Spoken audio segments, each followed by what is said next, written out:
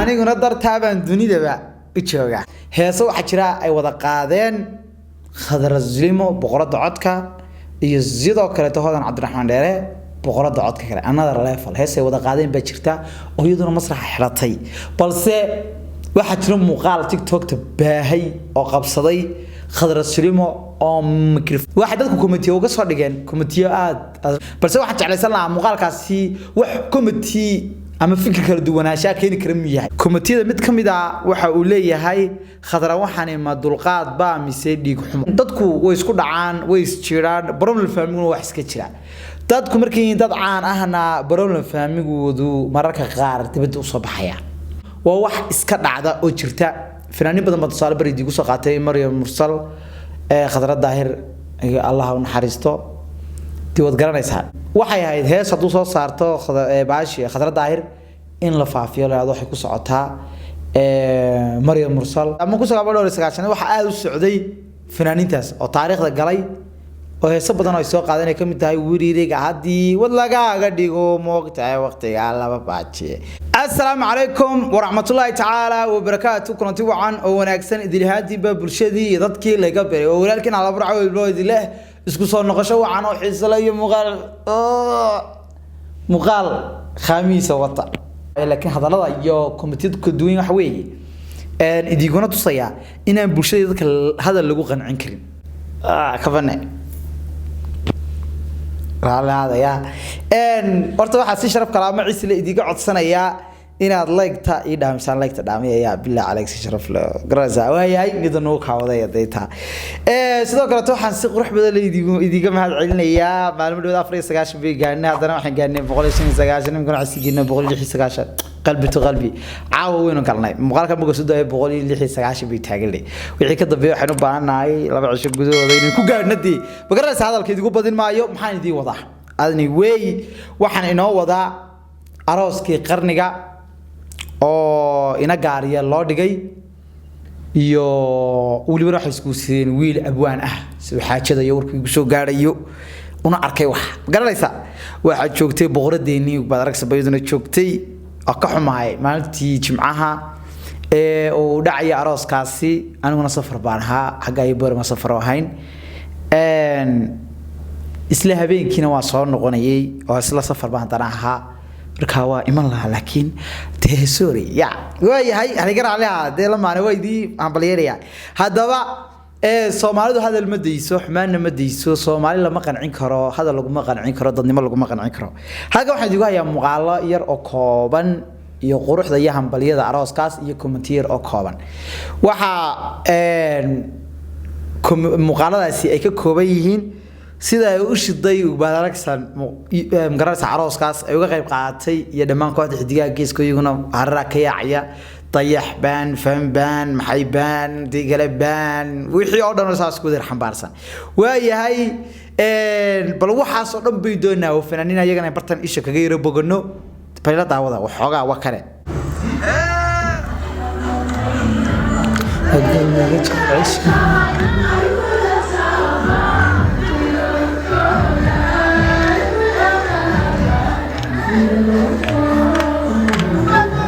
way aniguna dartaabaan dunidaba u joogaa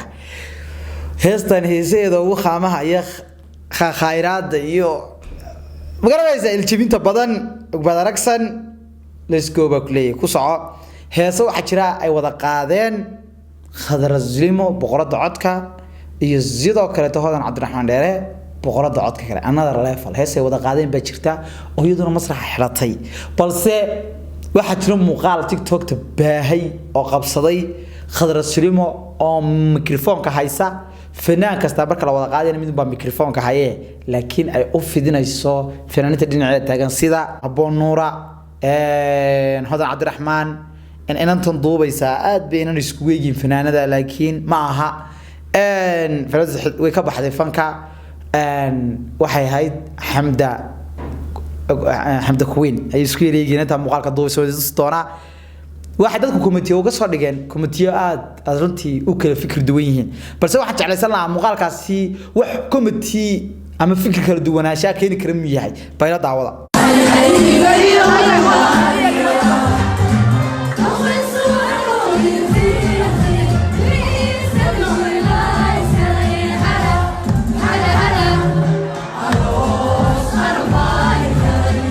waayahay aroos laga yaabay baa hirgalay si kasta ay ahaataba kombitida dadku ay ku kala duwan yihiin halkan ay idin soo dhigi doonaa laakiin waxba idin akhrin maayo laakiin hadalada iyo kombitida ku duwan wax weeye idiguna tusaya inaan bulshada dadka hadal lagu qancin karin tusaale kombitida mid kamid ah waxa uu leeyahay khadra waxaan ma dulqaad ba mise dhiig xumo macnaha waxa uu ku sheegayaa in ay tahay qof aan damqanayn ba baada eeg dadku way isku dhacaan way is jiraan problem family wax iska jira dadku markii dad caan ahna problem family-goodu mararka qaar dibadda u soo baxaya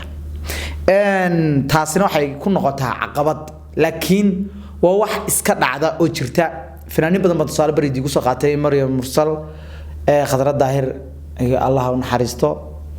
diiwad garanaysaa laba marwey ahaayeen fanaan weyn baa labadoodaba qabay waxay ahayd hees haduu soo saarto baashi Khadra Daahir in la faafiyo laado waxay ku socotaa Maryam Mursal taas oo ka kala bahad xitaa hees soo qaada la oranayo waxay ku socotaa dhinacan waa wixii qabsaday labadeena fanaan ama fanaaniinteena iyaguna qabsaday qayb bay ka ahaayeen 1900 iyo adigu 90 ilaa 1900 iyo 80 waxa aad u socday ama 1990 waxa aad u socday fanaaniintaas oo taariikhda galay oo heeso badan oo soo qaadanay kamid tahay wiriiriga hadii wad lagaaga dhigo moogtahay waqtiga laba baajiye fanaaniinta nooca ka qayb qaateen iyaguna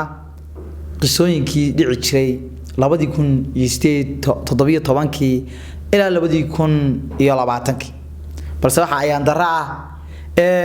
in wali alaana la sii wado qodqodkii hal qof baan committee bartay dugula wadaagaya committee xaq oo sadarkiisaan waa inaan sawirka saarani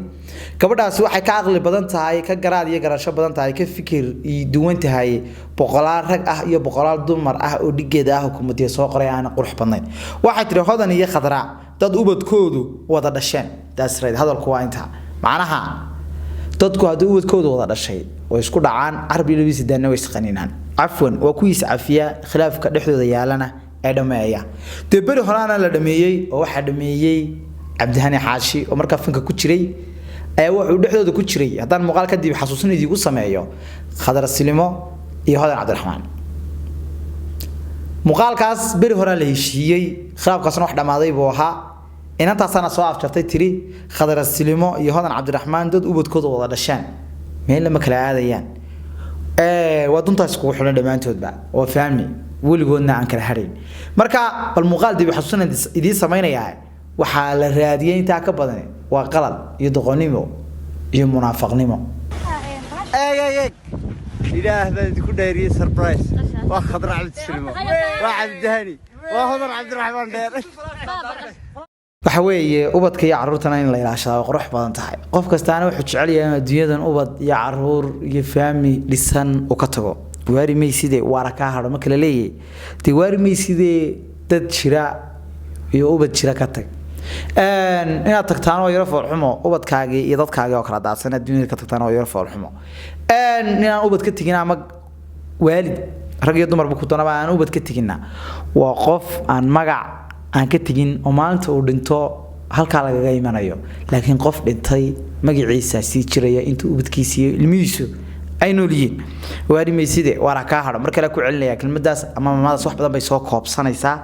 ama isku keenaysaa inaad ujeedada gundhigayga aad fahday ba filaya hota arooskaas dad badan kulmiye xalay hambaliyo